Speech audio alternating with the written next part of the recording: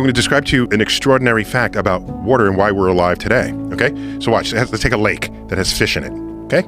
Temperature drops outside, and the lake slowly begins to get cooler. So what happens? The water gets cold on the surface, and it begins to shrink. It does that down to about 4 degrees Celsius. As it goes from 4 degrees Celsius to 0 degrees Celsius, the freezing point, it begins to expand and become less dense than the water. So now, as the water wants to actually freeze, it stays on top. When it does freeze, you freeze the top surface of the lake. Well, how about the water below it? It's insulated from the dropping air temperature, and the fish don't die.